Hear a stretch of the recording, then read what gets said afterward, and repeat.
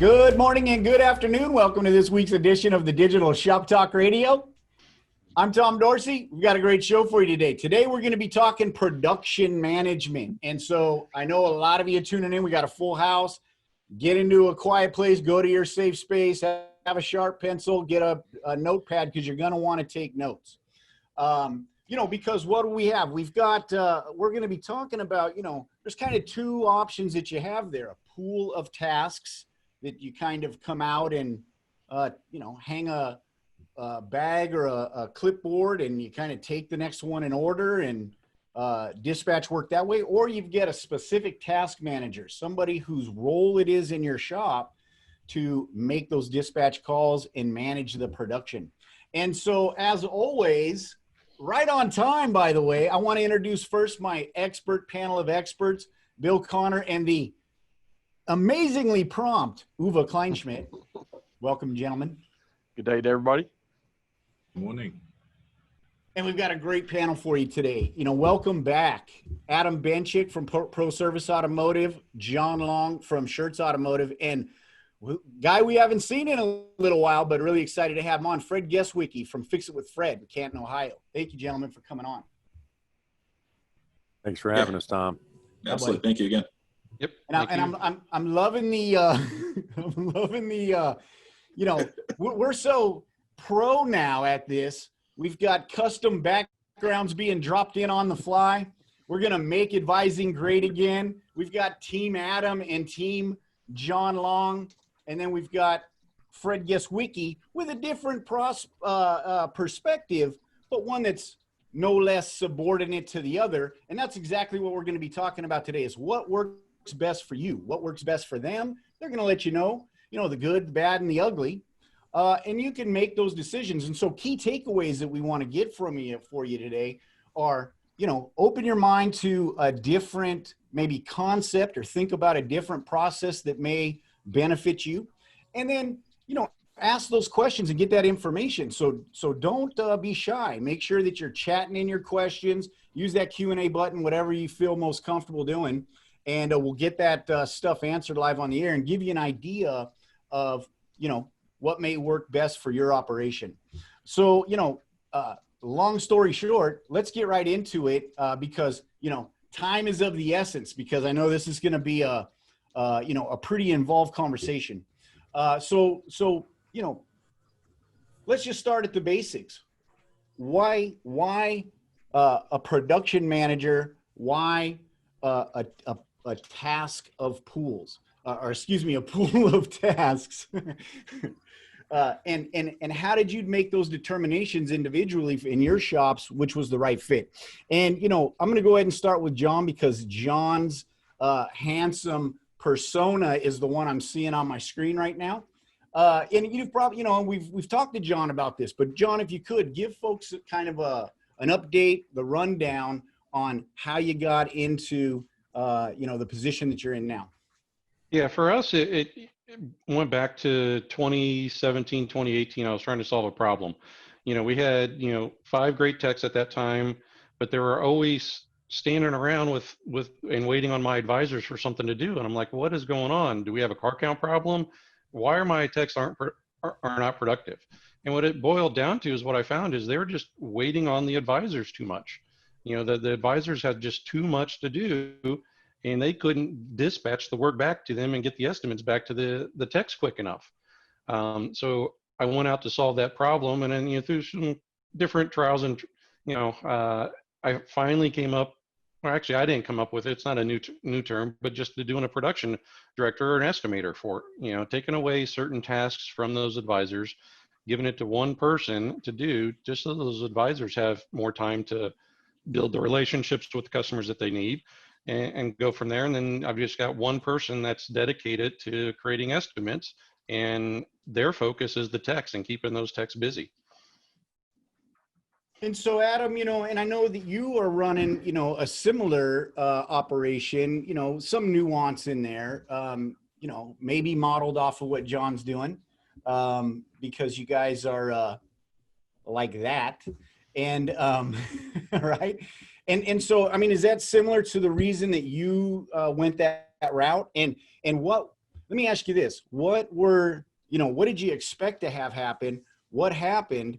And maybe what are some of the unexpected results of that and things that folks might want to look out or prepare for or maybe avoid?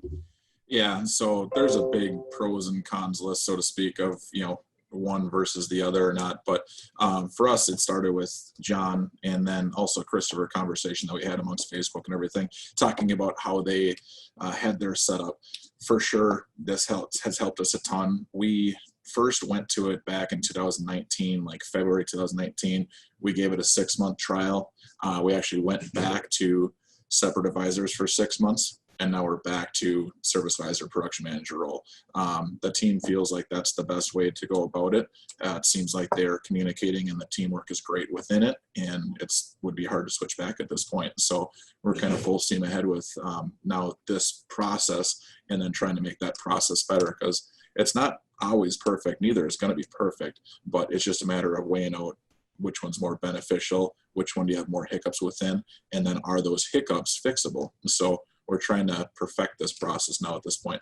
So now, do you think that it depends on the volume in your shop? Like, in other words, did you adopt this process change because now you got to a point where volume and the sheer number of tasks made it almost a necessity? Absolutely. Yeah. And it's a lot of it dictated by car count, and how many customers you're going to be talking to. Yes, techs as well. And John and I have talked back and forth about, the tech count helps dictate when to make the switch to. But for us, we were looking at, like, at our old location, we had 2.5 to 3 techs. Now we have 4 techs here. And it's so much for an advisor to put on their plate to try to work with 3 techs or 4 techs or whatever. So you have to separate the roles, and then you have to have 2 advisors. But how do you make those 2 advisors work? And what we felt like when we switched over was the balance of the workload from day to day is one advisor would have a technician with 1 vehicle on their schedule, long timing belt, timing chain, something like that type of job. And he'd have 1 technician, 1 vehicle, another technician with maybe 2 vehicles, and he'd have 3 things on his plate for the day. Well, then the other service advisor would have his 2 techs, and they would have maybe 5 vehicles apiece because they're waiting for work to sell and diagnose and so on and so forth. So one would be completely overwhelmed with how much they're trying to do, and the other one didn't have very much. But they both would have the need or want to, if a customer comes up, I want to be at the service counter and help that person. If the phone rings, they would have that distraction. They didn't look at each other and say, hey, I'm not going to pick up a phone today because I got a big work schedule and you got nothing. It just kind of molded into, let's look at something different. And talking with John and then Christopher, like I said, opened up our eyes to a different way of doing it. And it's been working for us really well. Yeah, no, that's fantastic. And what I want to do is, what I'd like to do is, I want to talk to Fred kind of about, and the reason we got Fred on is because, pool task management, hanging bags is, it's been around since cars been around, really. It's funny if you Google it, right? You look at an old automotive repair shop from like the 20s, it looks exactly like it is today. You guys got a clipboard, except actually they dressed up kind of like the milk delivery guy, wore all white overalls and stuff. And some of their lifts are a little shady, but other than that, you could modernize the thing, put it in color, and it looked just like a shop today. But anyway, Fred's really working and putting in the thought to really kind of take it to the next level and make it, I think, a complete, all the way to the compensation levels, team and collaborative effort. And so, Fred, if you could kind of give us the rundown, buddy. How did you get to this point? What gave you the epiphany? How are you looking to structure this? And what are the benefits for your operation that you're experiencing through this work you're doing? Tom, like anyone, when we started, we went to the default 1952 model, overly manage, micromanage. A lot of people's instincts when you start a shop is you have to touch everything because you made it, and no one can do it as good as you because you made it.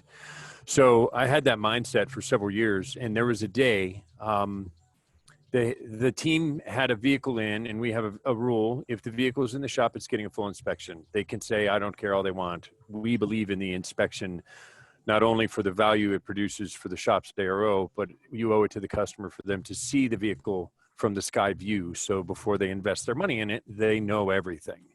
So they had a vehicle in. We don't service diesels or heavy duty trucks. We do half ton, but when you get into 3/4 and 1 ton, sometimes it gets a little problematic. So what we had was a vehicle that they couldn't pick up for whatever reason. I want to say it was a length issue. They couldn't lift the vehicle up, and they had already started changing the oil or something to where they couldn't do an inspection. They had a problem and they couldn't get a hold of me. So instead of waiting, they came up with a solution. And the solution they came up with actually was better than what I would have come up with. And the epiphany I had is the smartest person in the entire world isn't as smart as the smartest person in the entire world with a helper. No matter who you take, if you add a second or third or fifth or 10th brain, you will get a better output. And that actually changed the belief system for me, where generally speaking, when a decision needs to be made, whether it's me or an advisor or a tech, a lot of times that you want to always involve someone else in that decision-making process. So that's what created the task pool, because I found when that happened, instead of me going, hey, I would have done this and look like a dummy because it wouldn't have been as good as what they did, I was like, wait a minute, if I can involve more than one brain in decisions that are impactful, I will always get a better result. And that's where task pool came from. The future at Fix It with Fred will be where it's a dispatch pool, not like at a shop where that intermittent no start sits in the back and no one dodges it, where you pick the next one that you have the skill set for, that was the most recent car brought in, or I'm sorry, the oldest car brought in, where it's based off of time. So with us, the way it works, instead of having a production manager that touches every vehicle that comes through, our belief is that it causes a funnel. All the work comes in, goes to one person, then comes back out and goes to everyone. We have the work flow up. When there's a task outstanding, you assign the task to yourself, you grab it. If you're already doing a task and you can't get to it, there's no sense in someone assigning it to you, and there's no sense in assigning it to yourself. So it's next person available, all hands on deck. As soon as you're done with the task, you look for the next one. And that matches our advisors, that matches our management style, that matches our decision-making process. And soon we'll match how our dispatch works as we gain one more tech. And then the pay will go along with that also, Tom. Does that answer most of where we developed that? Yeah, it does. And I'm sure we're going to have, we'll have some input and some questions for you. I think the first one that I'd like to start off with is, what does the implementation of that look like? How is it that, so how do you make sure that, you got to rely on your guys a lot, right? That they're going to follow the process and they're going to double check each other and they're going to make sure that nothing's falling through those cracks. And in that additional, I guess, responsibility, does that impact their production levels? The way that you would, how do I say this? It doesn't necessarily affect production, but if you choose to do this, like you said, the staff's important. So we have in our minds that we're going to operate this way when we interview, when we hire. So we want to pick people that think that team-oriented way. They think that that accountability, where they have a high accountability, where once you've taken on that task is yours. And if you fail at it, yes, we all failed. You failed, but the whole team failed. So we staff our shop with people that are very team-based, people that are approachable, people that have accountability, people that are honest, so that they're not going, well, I didn't do that. So that's where the beginning of it is, Tom. You got to pick the right people that will follow that business model. And if I switched business models, there'd be a huge set of discussions to go along with that, because buy-in is the most important thing. And set up for it, here's what I want to do, guys. What do you think? And then just shut up for 5 minutes and listen to what they have to say, because you're probably going to get some ideas you didn't have. So that was very much a collaborative effort to form the way that we manage that task workflow. Yeah.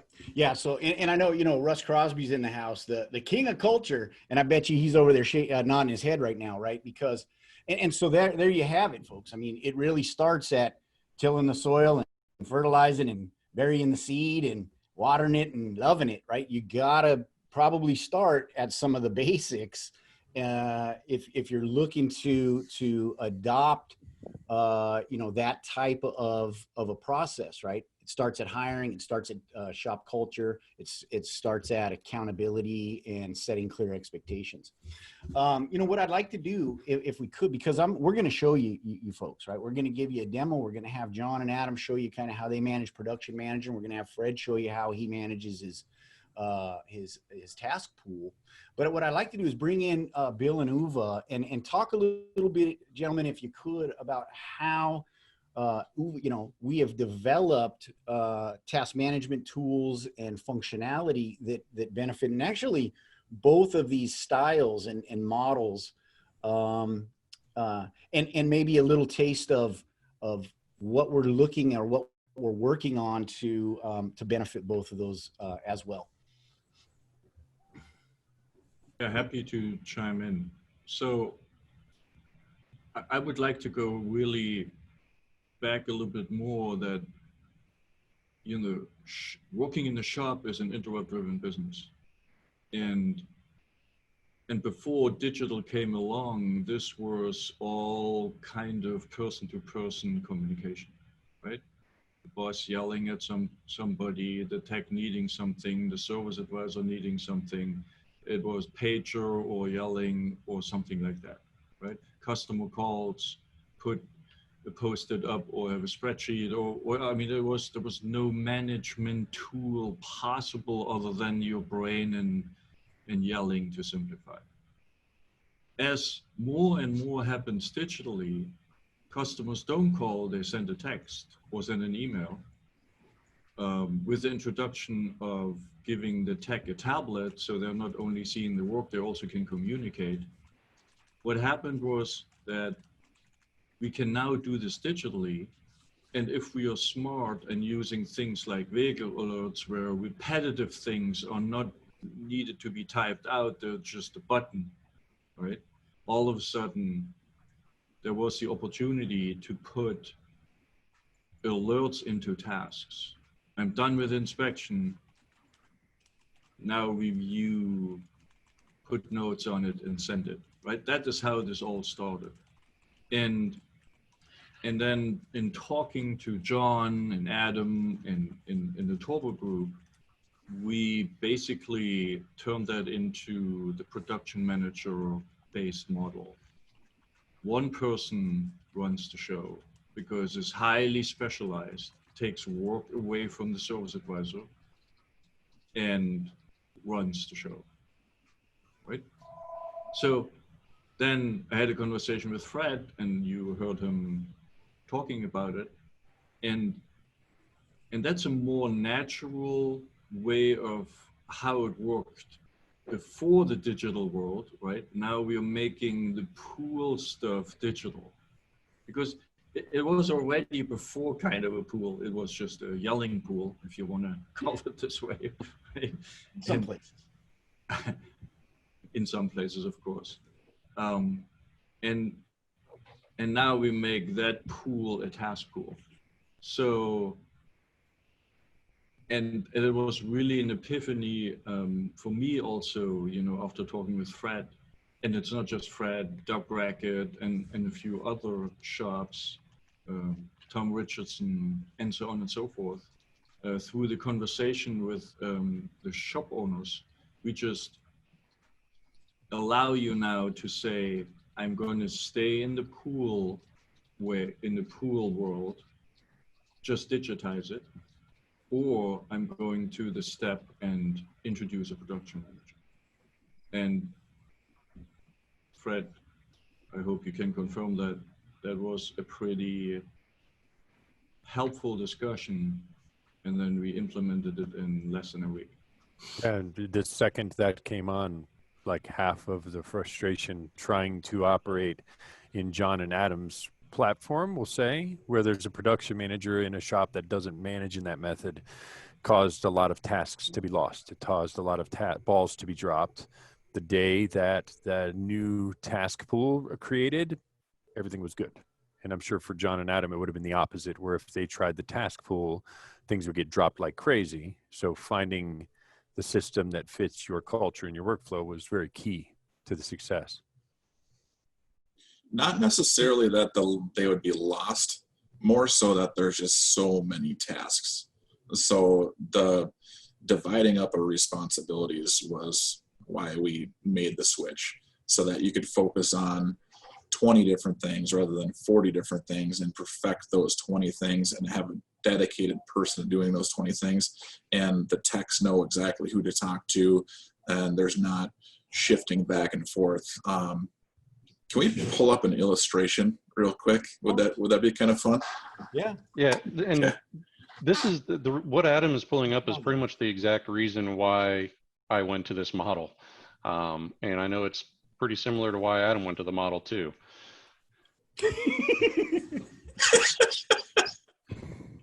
So, What are you doing in that picture, Adam? So this is 7 a.m. This is an advisor. That's a little phone, computer screen, and service counter. High quality stuff, buddy. High quality stuff, absolutely. This might exceed the video that you produced. I didn't know you had Photoshop, Adam. That's cool. This is gold standard stuff right here. Like, if you want me to stop so you can take screenshots, that's totally fine. Otherwise, we can send the PDF as well. But at 7:01, you're still at the service counter, big smile on your face. Dude, where's my car? Technician, little scruffy. He's moderately happy but unimpressed at 7:01. 7:02, Mrs. Jones comes in. I'm sorry I'm late. Has her 2 little kids still at the service counter. Smile turns into somewhat of a grin. Technician's kind of angry at this point. 7:03 comes in. Another technician's there. Now they're all pissed off. She's having her kids hit, hitch, punch. Stop hitting each other. The phone's ringing. And then your parts vendor comes in and I said, I need to check that's a COD. All your service advisors hearing is tech alert. I need my car. That invoice is COD. Why are sales numbers down? Edit the inspection, send it. Build the estimate. Is my car done? I need a loaner. My check engine light wasn't on before. 7:04, 2-week notice comes in. I'm done. I'm just too frustrated. 7:05, Bill Connor's wondering why his GP's down. There just aren't any good advisors out there anymore. So that's essentially all of these things and more. That's 5 minutes, buddy. Is why we stopped doing it. And that is every single day. So kind of going back to this one, if you can draw a line in the sand right here and take away this cluster of stuff and give it to somebody else, so that this smile that started off at 7 o'clock stays there for that customer, that makes their customer experience more enjoyable. They leave a better review. You're not irritated because she's dealing with her kids and you're waiting on her while these people are waiting on them, and all that back and forth. This attention is right at this customer experience. That's where the Google reviews are left for you, because your attention span was there. Sometimes our production manager will come in and help out, grab that phone ringing or whatever it might be, so that person's attention can be solely based on the customer.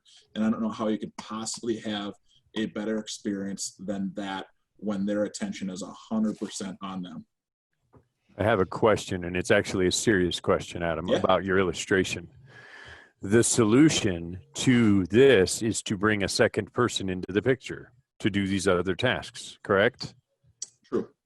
So if you were to redraw these pictures and have 2 advisors, where the other advisor can grab the COD and the text because the task presented itself as needing done, would that solve this problem in a different method? I don't think so, because that phone ring can be that next customer that's calling about that vehicle. So you still have these people to deal with for that one phone call.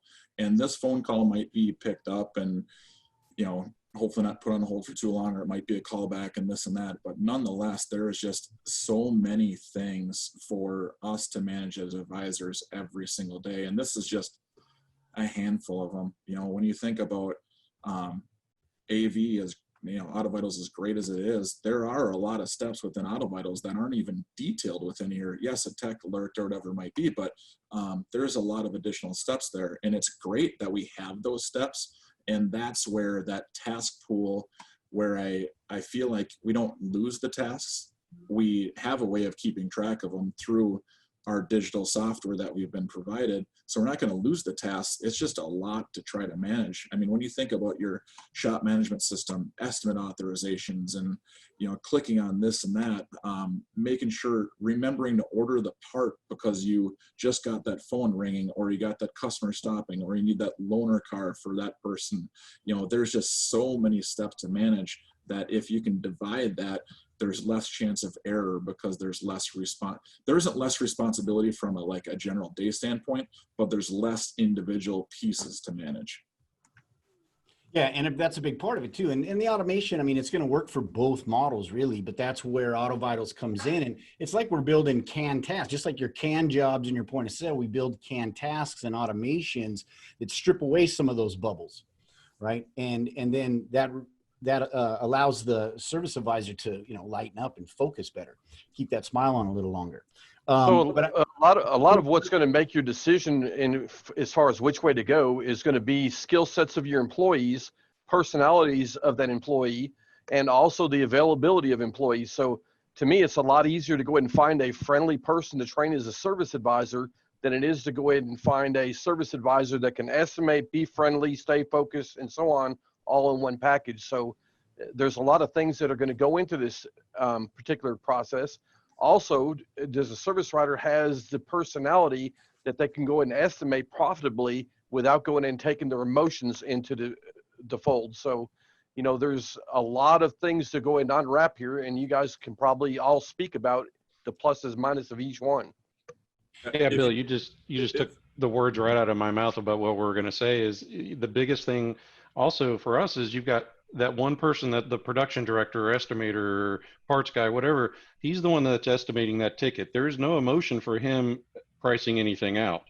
Once the service advisors, they're full of emotion. They're the emotional people. So they're going to see something, oh, that's a little bit too high. Let me give them a discount here. Let me give them a discount there. And the next thing you know, your GP's through the toilet because you're giving away stuff. And you want them to do that, right, though, John? You want them to be emotional, because then that's the empathy part of it. Right. You don't want to be empathy giving stuff away. Correct. So that empathy. I'm sorry, Fred. John, I didn't mean to interrupt. That empathy is for the customer's situation that they put themselves in to buy the vehicle they have and drive it in the conditions they drove it to the miles that they have currently. And that's how in our task pool, we can separate the estimator. The other day, we made an estimate for $12,000 for a car. And I don't do Euro, so that's ridiculous. I didn't choose to drive a car, hit a pole a little bit, knock the coolant out, and go until it quits. I didn't choose that. So the way we cause that separation, they have empathy for their situation. This is terrible that your car is broken and needs all this extensive work. But in their head, I've trained them. You didn't buy that car. You don't drive that car. You didn't break it. You didn't choose for it to cost so much to buy a used engine for a Ford Focus or whatever it was. So that's how we separated that emotional connection. Just to give everyone the big view, it doesn't mean if you task pool that your bleeding heart service advisors are going to discount everything if they're set up correctly from my side. Hey, and real quick, we got some questions in the chat. If we can just give a little summary, a summation of what is a task pool, right? John and Adam actually have task pools that hit their production manager, and the production manager hands them out. Right, guys? Yep. They go to the production manager. Here's the task pool. Here's what needs done. This is the stuff that needs done right now. And they hand the tasks out. So to give a definition, a task pool is a set of incompleted tasks in a shop. That's what it is. It's just a group of stuff that's not done. Preparing an inspection, ordering a part, finalizing a work order, contacting the customer, all that 50 things that Adam had on his drawing that the advisor's got going through his head. That same task pool exists in every shop. So let me give you an analogy real quick about a task pool, right? I like soup. It's called albondigas, right? It's meatball soup. And, if you just reach into that with the ladle and you scoop out a bowl, sometimes you don't get meatballs, right? And that's kind of how that task pool works. You just dip the ladle in and you pull out what you got. A production manager is going to kind of divvy up those meatballs and make sure everybody gets a little bit of meatball in their bowl. And that's kind of how I visualize, right? The difference between kind of a production manager and a task manager, a task pool, is a lot of times you dip that ladle in and you pour out what you got. And I think that part of you know, one of the challenges is a lot of times if I'm sitting there, especially if I'm a little slow and I'm going through and reading what's coming up, well, then I'm just going to take this one because, you know, like Adam said, that, you know, check engine light, no start, you know, intermittent light deal, you know, I want to avoid. So I hope that helps for the folks that were asking questions. And then one real quick, Tony Funderburg, a little critique on your presentation, Adam. She said, you know, why aren't they wearing masks? Yeah. I'm ready. I am compliant. What we're talking about on the illustration or actually in this here? On the illustration. That's what I thought of the illustration. So, you know, it was just kind of drawn up quickly with a couple pieces of white paper and a black marker, but I'm certainly no Picasso. That's awesome. No, I would think that was a Picasso. I mean, Yeah, exactly. Some of the best artwork I've ever seen. Okay. How's that? How's that for a man? Better, Tom. Tom, do you? I prepared a little summary of pros and cons. Want to do this now because it has been touched on a while, or let's just show us how it works? Yeah. Do you want to take a look at under the hood and then we'll go through pros and cons right after that? Yeah, sure. Awesome. All right. Well, let's kick it off. Who wants to start? Who wants to show me production manager? For on the slideshow here. Yeah. Hey, Uwe, if you want to go through the infogram and kind of set it up, what we're going to see in the demo and kind of the differences to look for between the two demonstrations we see. So here's basically what I believe the big differences are between the two: task pool versus task manager. And so the criteria for the selection is your staff profile, and I think Fred made that very clear. And we're talking service advisor, non-tech jobs here. You have a close to equal skill set in the same job, right? The service advisors need to be very close in their skill set. They're team results oriented in thinking, and if we have time, Fred might share with us how he even goes to a pay regiment based on this. It normally works really well for a smaller team size, up to 2 service advisors. And from a process perspective, the service advisor on the work order is not fully responsible for the work order, right? Right? Yep. Correct me if I'm wrong, right? So Agree completely. It doesn't matter who's on the work order. it doesn't matter who is on the work order. There's at least 2 people able to process that work order's estimate. And all tasks about any work order go into one pool, and SAs grab the task as they are made aware of it. The advantages is it's an easy way of managing load with all hands on deck if you are in that team-oriented mode. The challenges I see is there's a risk of cherry picking. Bigger teams is pretty hard to manage the bigger they become. And then when the queue is overloaded, right, it's hard to determine the root cause why that is, right? Because everybody's grabbing. You cannot really drill this down to individual people. And so it's always a team effort to determine the root cause. So that's what I think on the task pool side, the profile and the advantages and challenges are. On the task manager side, you can have a diverse skill possible. It's a very specific job description, works for big team sizes, and you have one task production manager, right? That goes back to what we talked about, that service advisors are emotional people, estimators don't need to be, they have to be meticulous. From a process profile, the service advisor is responsible for the work order by default. And the production manager gets assigned all tasks and then assigns based on load. He knows exactly and can see that visually, and Bill's going to show that, how the service, what service advisor should do what. And the advantages are clearly defined ownership, which can be measured per staff member.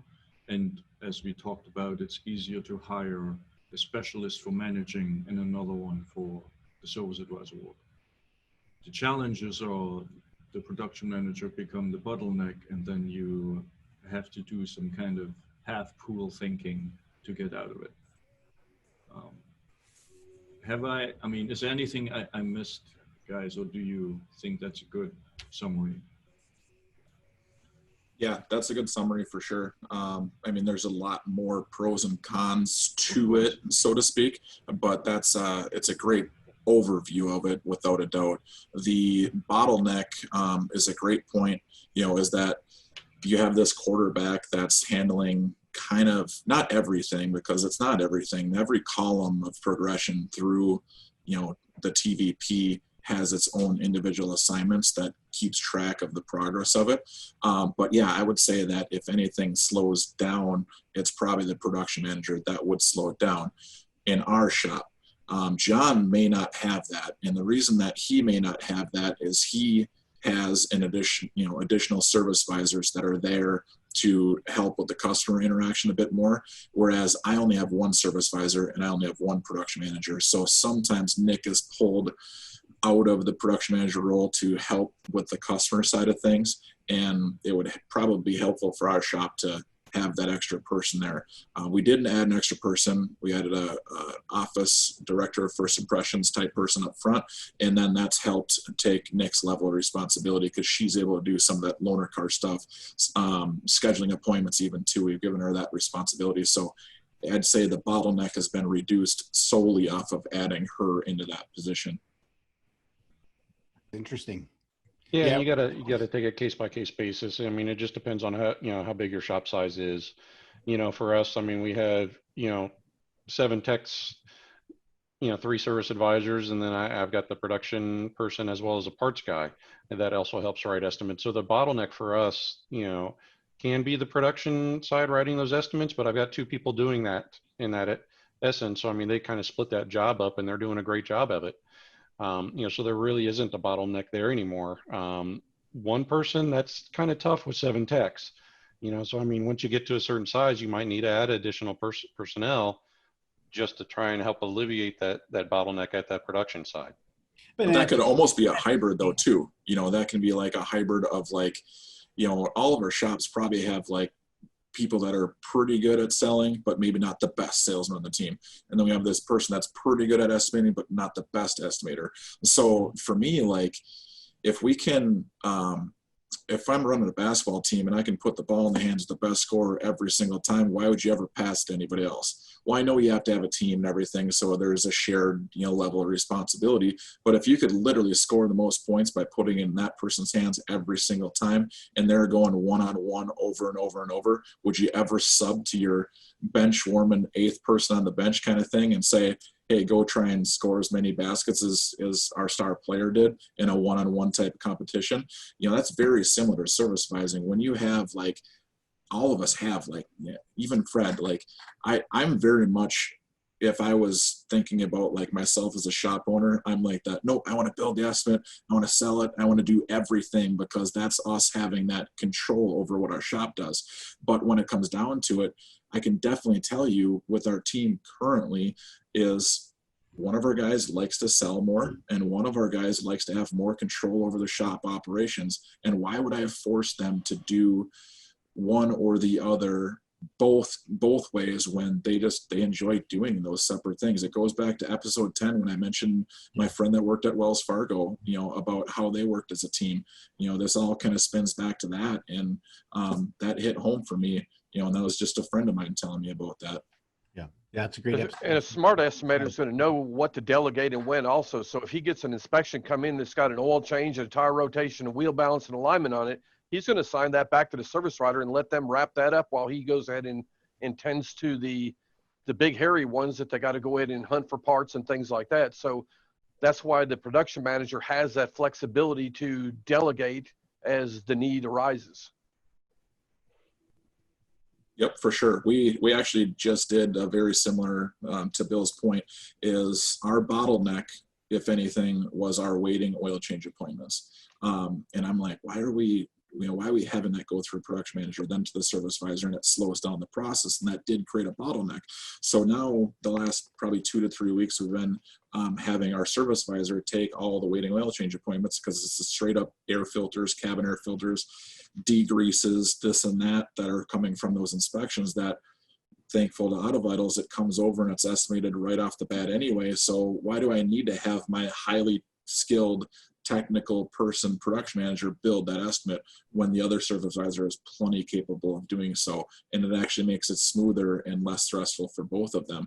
So we've been trying that for the last 2 or 3 weeks. So there's going to be, whether you go with like the old style system of separate service advisors or, now production manager, there's going to be certain things that you find in doing it that are going to work better for your shop. It's not just option A or option B. You might have a hybrid in between there. And Fred is probably actually more of a hybrid than what he's talking about, because when we had the video before, or we had a webinar before this just amongst the panelists, and when he talked about it, I'm like, gosh, he's so close to actually having a production manager set up, because he has 2 service advisors that are kind of seeing almost every single vehicle that's in the shop, which is great. And that's a benefit of having, the setup that we do, is that they know everything that's going on with every vehicle. That was going to be a point of ours to say, not against Fred, because you can still choose whatever you want, but a benefit to seeing that is like that the entire front staff knows everything about every vehicle, which it sounds like Fred's shop does actually do a pretty good job of that. Well, and you never have where customer calls, oh yeah, I got that report, I'm calling in. Hang on, let me get so-and-so. So-and-so's on the phone. They're just on the phone with somebody else, and they're going to be on the phone for 7 minutes. So now you get to choose, do I want to sell to this customer that I've never talked to and I know nothing about their car? Should I learn it and sell it? Or should they wait 7 minutes? Or should I say, you know what, customer, you're so important, I'm going to tell you, I'm going to call you back, right?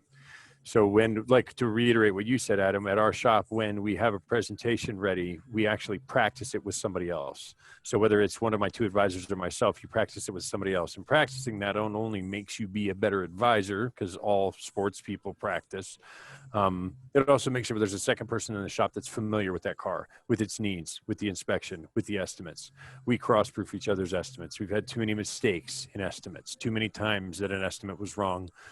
Someone can spend 30 seconds looking over your estimate to make sure it's okay before you send the inspection. So that's how we create that. I don't want to make it be a picture where someone's like, God, he's got like 6 advisors all reading every single thing. No, how I vision this, and I've never been as large shops as John and Adam are, but if it gets to where I can have 8 techs and 4 advisors, then you would have a friend that helps you with each one. When you're ready to practice, you practice to somebody, and now you know there's 2 people that know that car. So it would still work, but it would work as a pool, but there's different pools that develop along the process. Like your production manager has pools of information and pools of tasks he hands out. Ours are just self-regulated and self-managed. Does that kind of go along with what you're saying, Adam? Yeah, absolutely, for sure. Yeah, that's a definite quality control thing, without a doubt. The consistency in estimates, it is leading into a pro of having a production manager, is that you have a certain way of looking up your all data or your Mitchell or your whatever times, and knowing that you're always looking up, like, yes, time and change job, and okay, what's the overlap of doing like this with that or this with that. Not always these programs have overlapping job. There just has to be somebody that's like maybe a former tech that knows that. Yeah, they can go back and ask the technician themselves, but then that's another thing that slows things down. So Nick, our production manager, like, he's a master level certified technician, one of the best I've ever come across, and I'd love to have him in the pack, but he's so great at doing production management and making sure that our estimates are consistent and accurate, and we're not losing a half hour here, a half hour there, or getting the wrong parts and then slowing our techs down. That assignment of that production manager and that consistency is huge for us. Yeah, I mean, you get good at flipping pancakes if your job is to flip pancakes. Yeah, I mean, that's the same thing with us. My production director, Edgar, he was a master technician as well. And then I've got a parts guy, Randy, who spent, 20 some plus years in the parts department in dealerships. So they both know their job inside and out. Can they sell, John? Expected them. What's that? Can they sell? I would say Edgar can definitely sell 100%. Would he be your best salesman? he probably wouldn't be the best salesman now, and that's why he's doing the production. He's doing a great job at production. So if you could, because we've got a couple questions in here, if we could just kind of clarify that, who sells to the customer? Is it the service advisor advisor? sell? Yeah, the advisor sell. And a little story on that, when we went to the system, back in March of 2018 or April 2018, my advisors were doing everything just like, what Fred did. I had 2 supermen of advisors up front in the office, and they were great. They did not want me to take away, the estimating portion of it. They wanted the full control. Once I took that away, I said, I convinced them to give me 1 month. Give me 1 month of this, and then we'll reevaluate what happens. After 2 days, my best service advisor, the best service advisor I've probably ever had, came to me and says, you cannot pay me enough to go back to writing estimates. You could not do it. He goes, I now finally have the time to do what I really need to do and do what I love, and that's spending time with our customers. And it shows. Wow. Yeah. Yep. So let me ask you this too: is there a specific size of shop that should be considering, a production manager? Adam and I were kind of talking about this beforehand. I'll kind of let him answer with that, because I know he's right at the cusp at it. So yeah, John and I were talking before. Traditional service advisor role, 2 to maybe 3 techs, you get into that 4th and it's just overwhelming.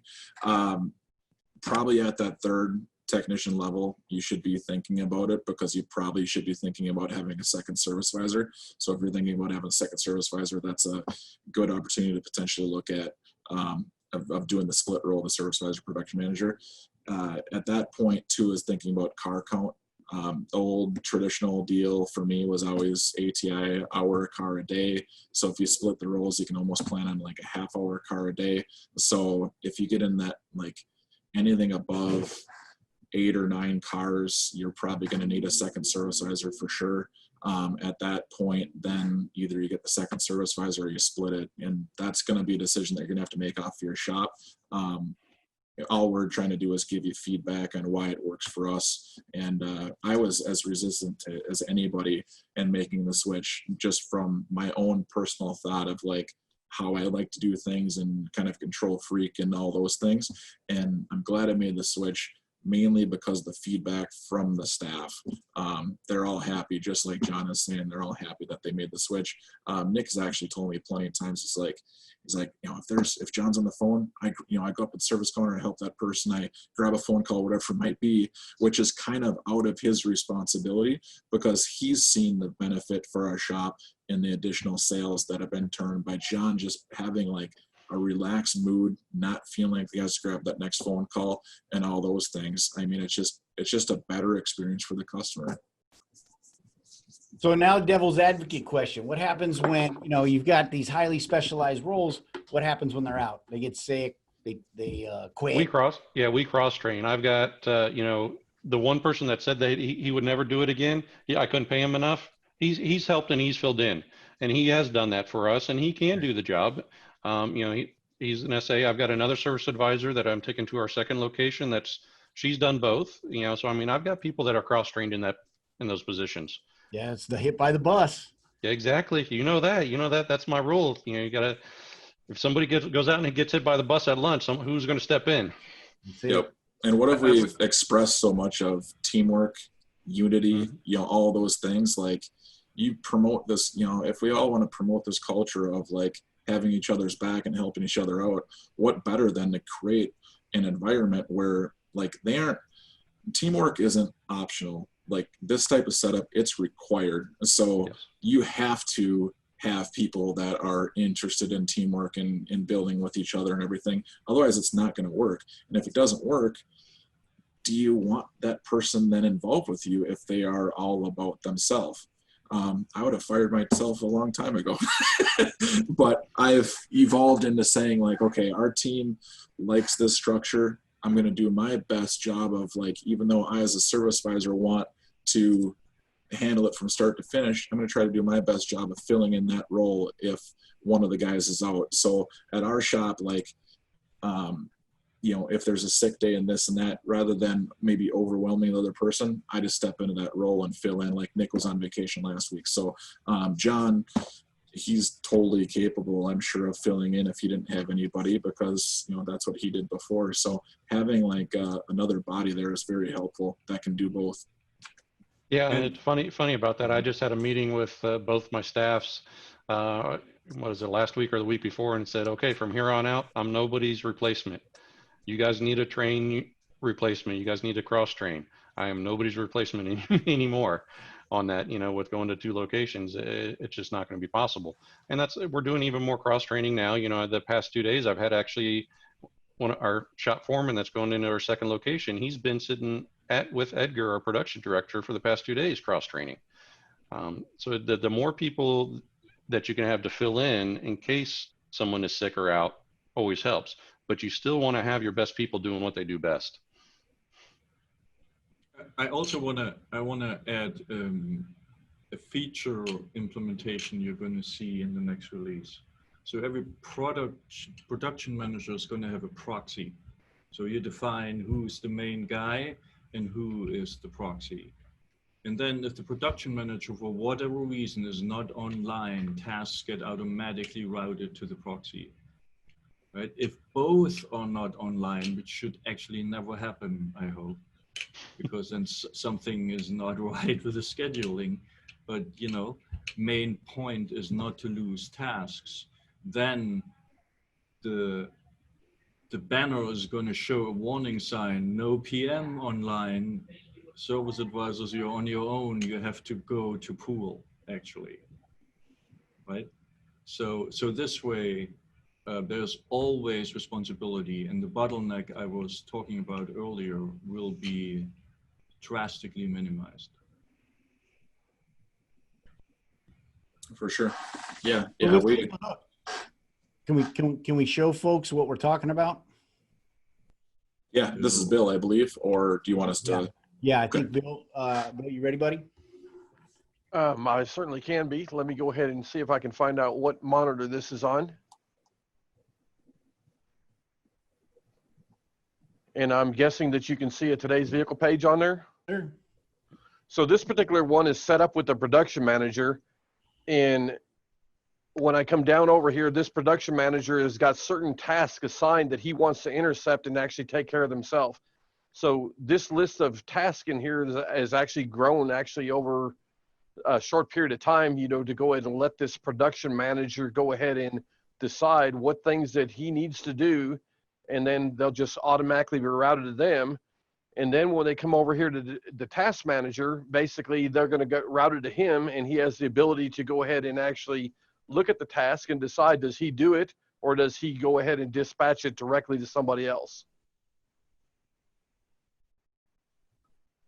Is there anything else that we need to go ahead and cover in this area, Uwe, as far as, how it's laid out, or other questions that you'd like to go ahead and cover?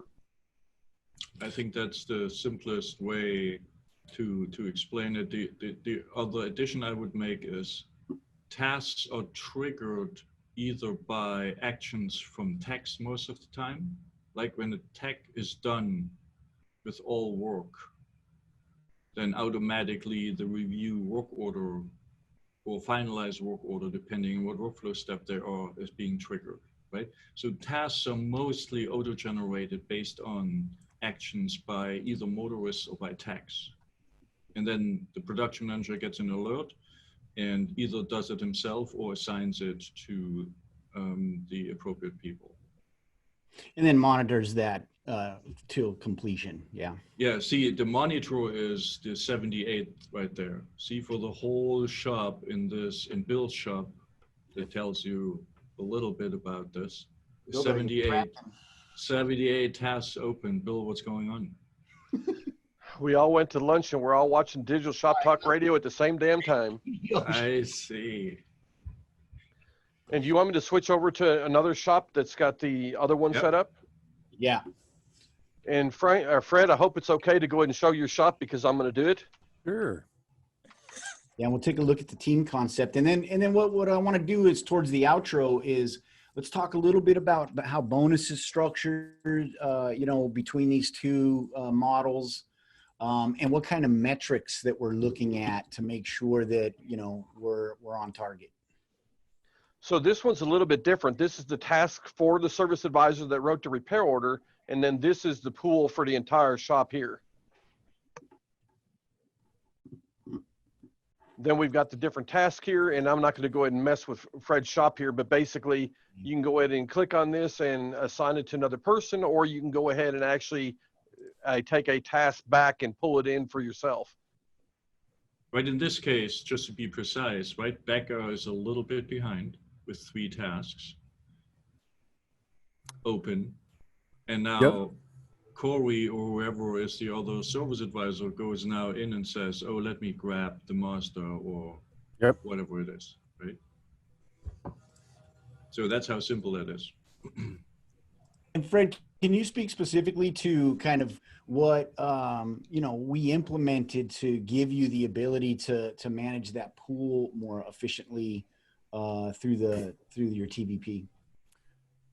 The problem we were trying to solve when we didn't have the pool was that if you were like, okay, I have all my inspections out, I'm going to go on to job A, side work, whatever it is, thank you calls, thank you cards, whatever, all the 50 things advisors do, I'm going to go on to something else.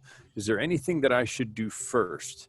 Hey, Corey, what do you need done? Hey, Fred, what do you need done? It was go around and ask everybody or the second problem we had was when the task manager had to go do something.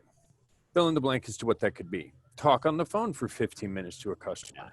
Fill in the blank. Everything coming in just sat there. So because I had trained my people to look for, when you have time, look for the next task to do, and they could no longer look, they had to constantly go to the production manager who was busy and say, oh, he's on the phone, I'm not going to interrupt him. I don't know his PIN, so I'm not going to log in. I'll just wait. And it caused a confusion. So what AutoVitals implemented is that you have the notification for your tasks and the shop tasks. So if you finish, when Becca finishes what she's doing, obviously she'll take on another task, but when Corey finishes what he's doing, he can look at her tasks and go, is this something I need to do to help progression? Yes. And he can take the task from her. She doesn't have to give it. The only real difference, my takeaway from this show is the difference at John and Adam's shop, the task is given, and at my shop, you take it. That is the huge fundamental difference.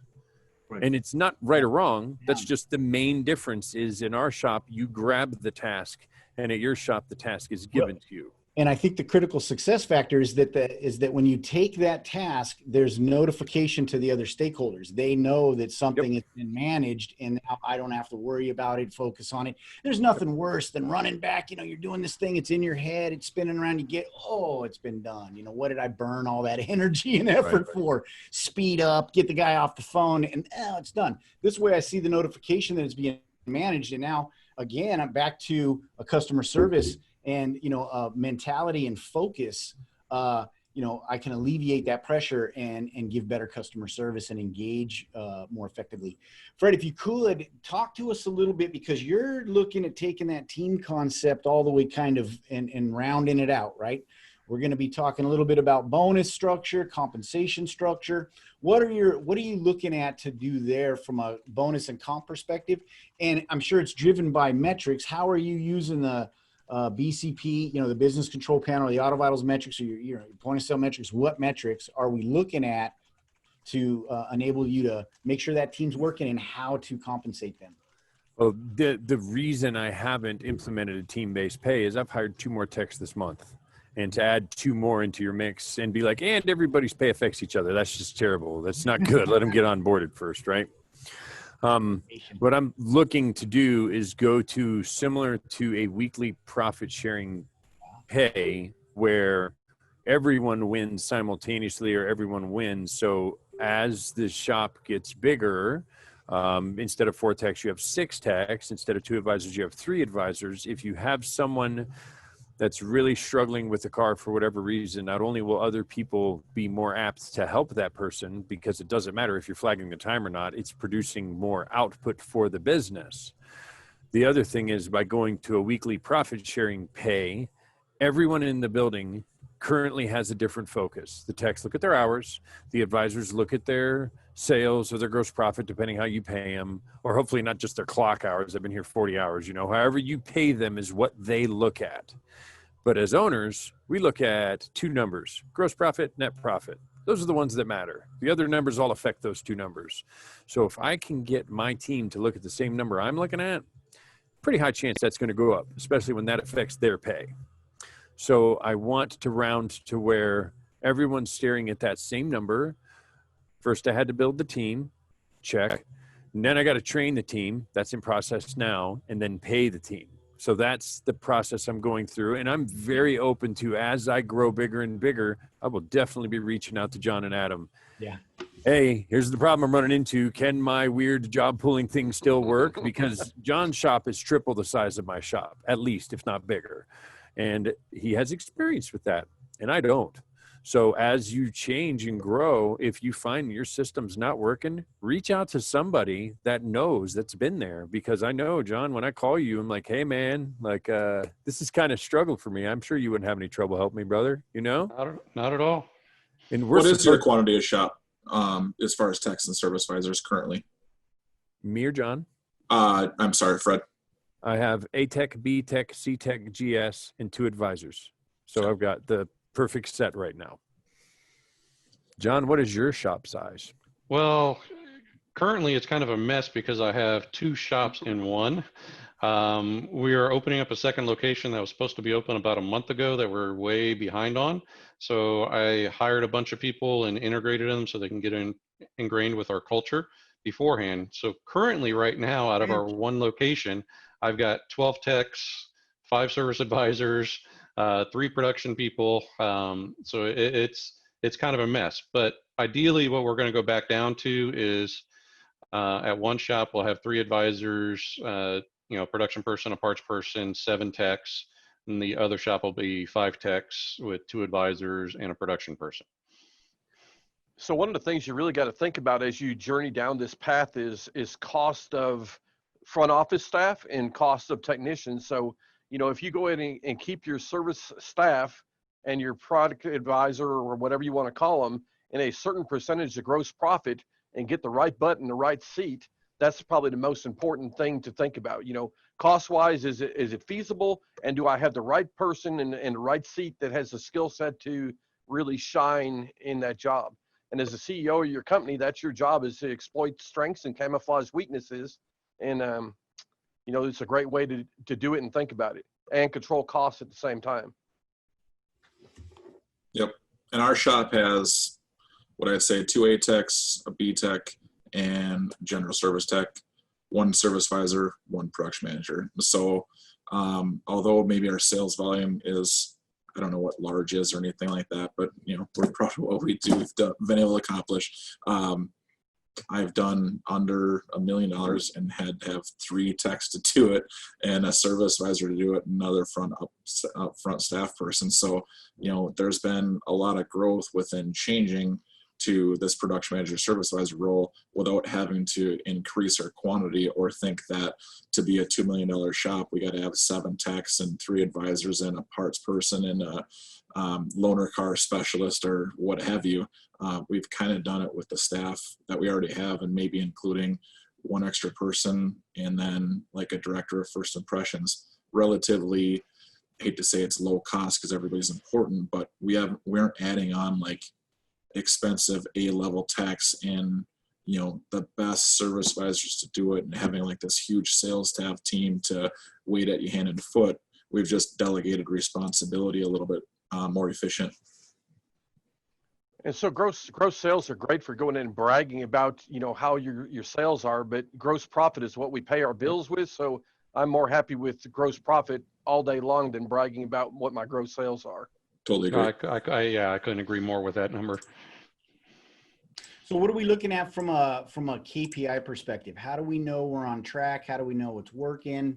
And then do you use those KPIs to bonus that production manager? Is there are they now competing against the service advisor? How did you work out that nuance from a bonus and incentive and compensation perspective? My team, is is a little bit different from everybody. You know, our techs are all hourly with profit sharing bonuses based on production.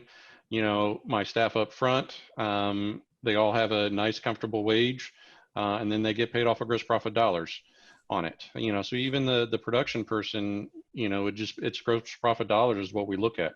There are several other KPIs that I look at, but as far as pay, it's all based off of gross profit dollars. Awesome. Vote Yeah. for John. Just saying, vote for John. Pull the task, you pull the dollars. Yeah, that's it. You know, I mean, one of the KPIs that I look at whether this is working or not is I look at our ARO.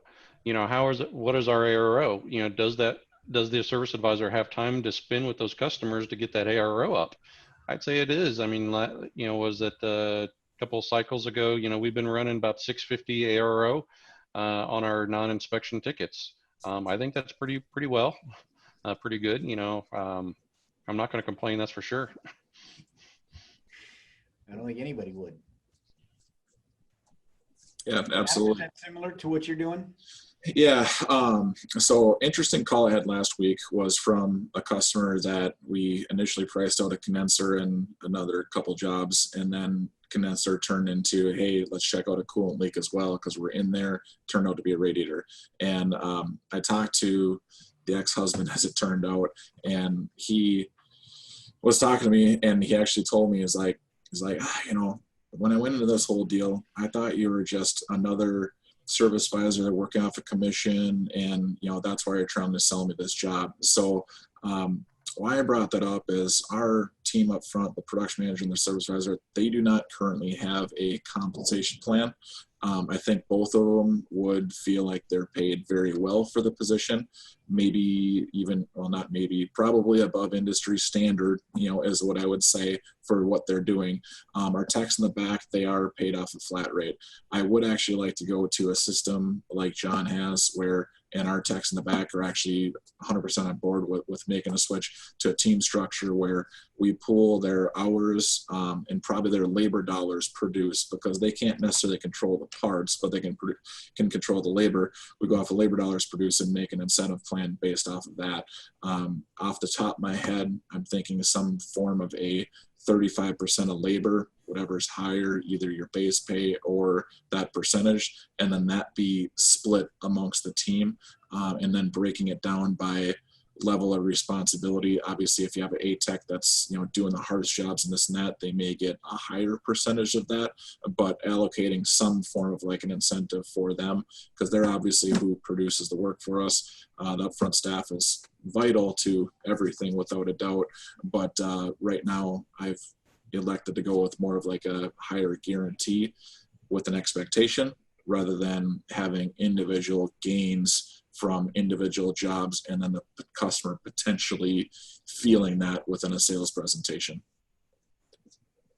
So when you're looking at the business control panel and we've got these production managers, what other type of data should we be measuring for that individual production manager? You know, we've got ARO and that's great, but you know, that's a team number. What things should we be measuring individually for that production manager? You can look at customer motorist research time. I think that directly impacts it. You know, how well are they editing that inspection that they get from the technicians? And then, you know, that goes along with the service advisors as well. You know, looking at that, how well are those service advisors going over that inspection with with our clients and spending that time with them? Because, you know, if they spend that time with them, they're going to go over it again with them one-on-one, you know, while they're on the phone with them, and they can pull it up on, you know, the client can pull it up on their computer or another device. And that's just going to increase that motorist research time. Yeah, probably estimate to recommendation rate would be another good one. That is another good one. Yes. I mean, how much of the recommendations that your techs are actually doing make it on the estimate? It should be 100%. Yeah. Yeah. A huge one for us that I look at is selling what they didn't come in for, but they do need. And that's all the inspection items. And if somebody comes in for a diagnostic and it leads to a crankshaft position sensor and this and that, I feel like that should be sold 99.9% of the time. The only reason that it isn't is because the vehicle just isn't worth it. And we might have sold ourselves out of that job by the thorough inspection that we've done and the vehicle just not being worth it, where they may have spent the money on the crankshaft position sensor. But basically selling what they didn't come in for, the dirty air filter, pulling the cabin air filter out and seeing, you know, what looks to be a mouse that lives in there, or a brake job that's down to 2 millimeters, and those types of things. Like, that percentage, I think, is huge to track. It's not a 50-50 thing. It's not above 50. It's a 30 to 35% of the additional inspection items that they didn't come in for selling today. That's kind of what our shop has had success with in hitting that number. Yeah, no, that's great. Yeah, I agree. I think that the 50-50 model of, you're going to sell 50% and then the other 50% is going to be decline work. I think that's long ago, before digital inspections. Now with digital inspections, you should be recommending so much more than that. Your sales rate, on those additional items are probably going to be 60-40 or even, 70-30, 70% decline, 30% approved. And honestly, I'll tell you guys 100%, that's exactly where my shop is. We, have a decline rate of 70%, but we have an ARO of 650. You figure that out. I mean, am I going to beat up my advisors for a 70% decline rate? Not really, on a 650 ARO. I agree. I'm right there with both you guys. It's that 30 to 35% conversion rate. If they're claiming a 50% conversion rate, they're not estimating everything. You should make the pile smaller and then sell the same stuff. So I like how we're all on the same page with that. That's definitely where that goes, That's a numbers game. Yeah, and these principles apply to any shop size, whether you go with the old school system service. I don't want to say old school because it's not old school, but like, Auto Vitals has changed things where there's a lot more tasks than there was before. And those tasks are good, and that's what we've had to evolve our process into doing something similar to what John is doing, or almost the same damn thing, is because of those additional tasks. But obviously we've found value in those tasks. Otherwise we wouldn't be doing them. When it comes to all the tasks that are there, I think John's the same way, is like, we find an appreciation for the task manager and having those additional things and keeping you on point. But even more so, we haven't fully gone into the task manager maybe as deep as we may, because every column that we have has a dedicated responsibility for what the service advisor does at this phase and what the production manager does at this phase. And there's the handoff points in between there, but there might even be where a service advisor, I'm just looking up at mine now, is then estimates ready, inspections ready, send it out there, call for approval, and then you shift it over to order parts now, and then that turns into the service or the production manager's responsibility, waiting for parts, finish repairs. Like, as you go through this progression, with every progression, they kind of know, even without the task manager, what their responsibility is. The task manager is kind of like another tech alert that gives them a task to sign off for and a level of accountability that says, yes, I did this task. Yeah, and it provides a passive communication, right? I don't have to ping you. I just do this and you see it. You know that it's been managed and we're ready for the next stage. So you're using a combination of the task manager and specific workflow steps to go ahead and organize the chaos that used to be your shop. Absolutely. I would say actually we are doing a lot more of using the workflow than the task manager ourselves. Our shop rarely looks at the task manager and does anything with it. I hate to say that, Uwe, I'm sorry, at the moment. Are we going to get there and start using more of it?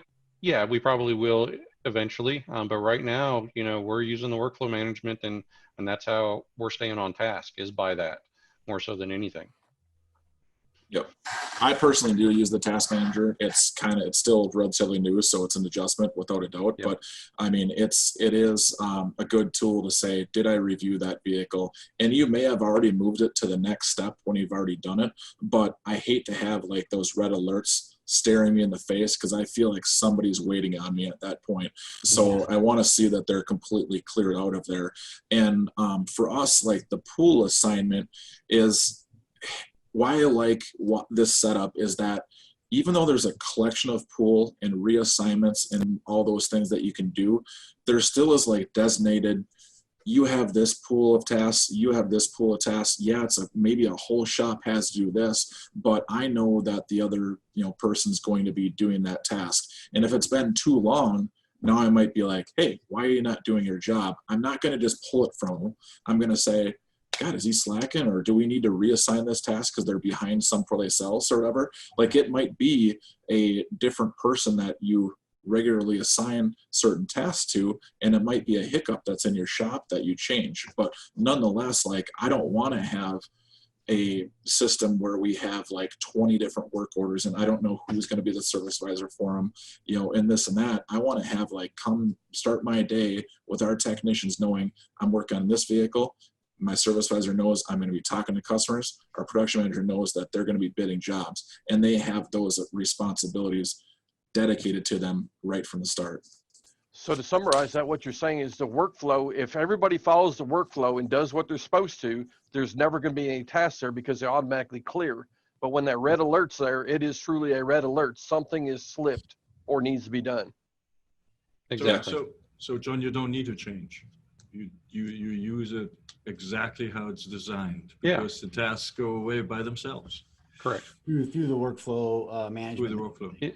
You know, I wanted to say one thing real quick, you know, because I know Carlos Contreras was asking a lot of stuff in the chat. You know, whether you go with a production manager or a production director or estimator or whatever you want to call that person, or a parts person, you know, or just have your advisors doing, you know, all the work like Fred is, you can do either way. But I think the old school thinking was always, you know, one advisor to 3 techs type of that. I think that's out the window by far. I think you need to have more office personnel nowadays than you ever did, just because the time commitment that is needed to, you know, with Auto Vitals, which is a great product, but it does take time, you know, and the time commitment that you need to develop to your customers. You know, I think it should be down to, you know, 1 advisor or 1 person, office personnel to 2 techs, or maybe even 1.5 is, I think, is where you need to be at, just so you can develop the time that you need to get done. And stop working your people to death, because that's what you're doing by having 1 to 3 or 1 to 4, in my opinion. I really like that. I also thought, as a way of testing, like, is my staff size big enough? Is if you have that extra person, even though John doesn't want to be bothered, if he by the staff, which is what an owner should be doing, right?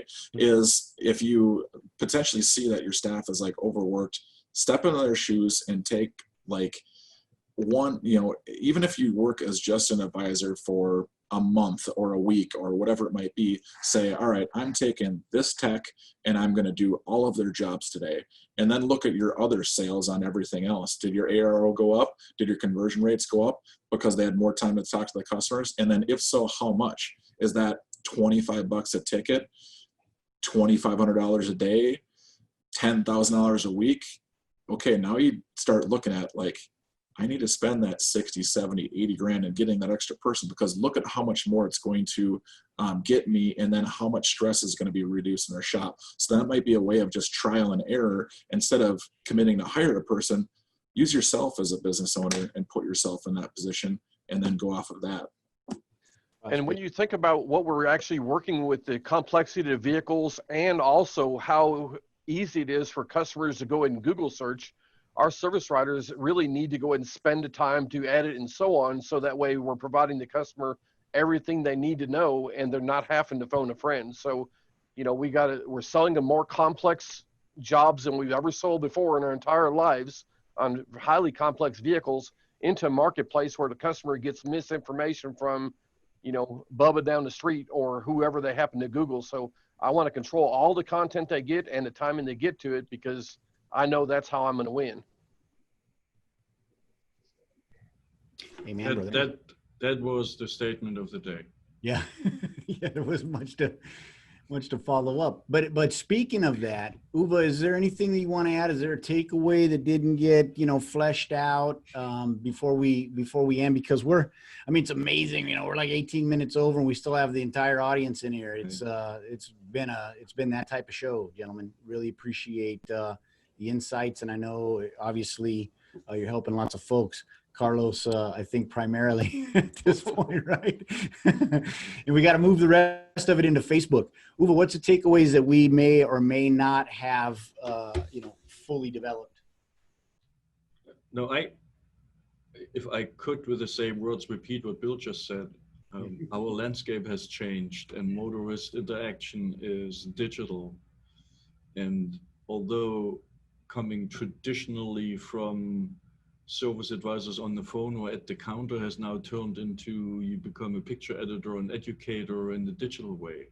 That is a That's might be perceived as more time spent. Just the value is incredible, and there's no way back. People are not going to throw away their smartphone and show up at the counter anytime soon, especially during times like we are in right now. And so, So one of the, that's, go ahead. so one of the other things we want to go ahead and really consider is that, as technicians age, we can take that great technician that is terrible with customer and we can move them into a position where we can still get a huge value from them. We can take people from the service industry that are dying for a good job and go ahead and put them in here as a service advisor with little to no training because their personality fits the friendly, bubbly, empathy, and so on. And then we use the inspection results prepared by somebody else with no emotion involved for them to just send to a customer and then react to. That's, kind of see where you see the world evolving, using the digital tools and the landscape of the people that we got to use and how to make best use of them in the marketplace as far as employees. Yep, without a doubt. Yeah, and that almost leads in another point of like some shops might be using text to build estimate because they don't have a highly trained enough service advisor to then build the estimate as well. But there's a certain level of trust that you're putting within them to not fluff the time by a couple tenths here or there. So now having it filter through that production manager, there's two things. As John mentioned, there's a service advisor with the emotion and empathy and this and that of discounting something, not putting on, a certain, 2 hours or 2.1 hours or whatever it might be, making that a 1.8. But then on the other end, if you have techs that are building their own estimates, they're not making that 1.8 or 2.3. So there's just that quality control and that accountability within that position, kind of on both ends. So I guess the takeaway for me is try it, give it a chance. Like we were reflective of the same thing. We were concerned about giving it a chance. And so was John probably back when he did it, but it worked and it may not work. And then you go back to a system that says no, individual service advisors, pool, task management like Fred's doing. Like there's no one easy way to do all this stuff, but you just got to figure out a way that is going to work for your shop and give it enough time to like actually see it through. Yeah, I couldn't agree more. I think it goes back to kind of what Adam and I have it right above our heads, make advising great again, on it. That's the whole key is to do that, whether you do it, what Adam and I are doing or doing what Fred is doing is make advising great again, hire that extra person that you don't think you really need, but in all reality, you do need. Lessen the load on your current advisors because trust me, they are overworked and probably in most cases underpaid or maybe even just right at where they should be on pay, but they are overworked is the biggest thing. And that's why so many of them get burnt out. We're doing a disservice to our advisors by making them do everything unless you have, like I said, hire another advisor that you don't think you really need to get in there and just kind of lessen the load on what they do day in and day out. And a receptionist. Director of First Impressions.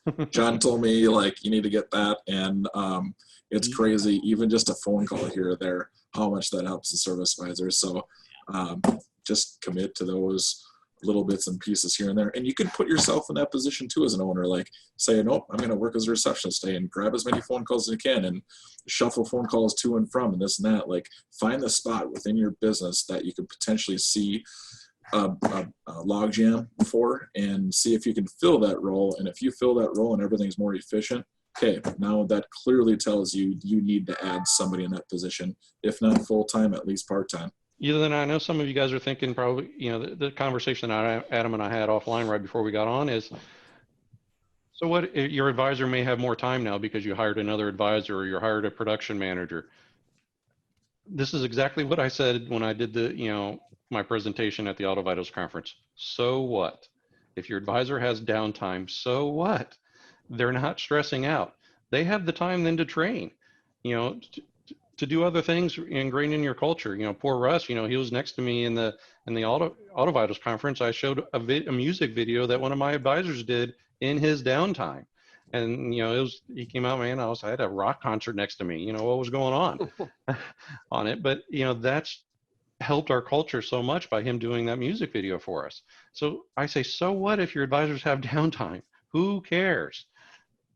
Yep. Chloe up front, our receptionist, she's artsy craftsy and this and that. And now there's like little, the clear stand-up things with like quotes and like flowers and stuff like that on there, like quote of the day, quote of the week, this and that. Like, I mean, yeah, there's some stuff that they might put up there that you're like, yeah, do I really want that specifically? But then there's so much great stuff that they come up with, and we can harness like that level of enthusiasm from your staff to do these extra things.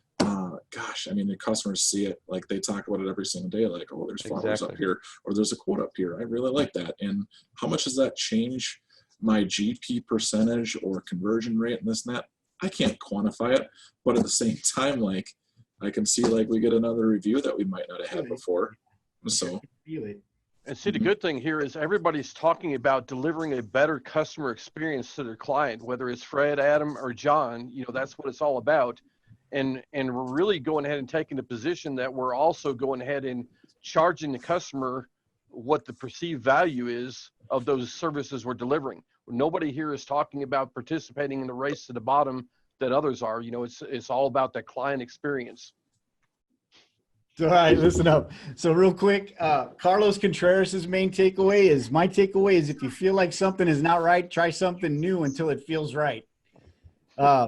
Fantastic takeaway, Carlos. And Fred Giswicki, you got the last word, buddy. Take us to the outro. Really appreciate everybody's time. You guys were awesome today. Thank you to everybody in the audience as well. Tune in next Wednesday, and Fred is going to take us away. Fred, what do you got for us, buddy? Pick what you want to try it, give it some time. And like Adam and John said, hire somebody so your advisors aren't so overworked. I love that. That was my biggest takeaway, is what you guys both said. So on that note, let's go. There it comes. There comes the smoke show.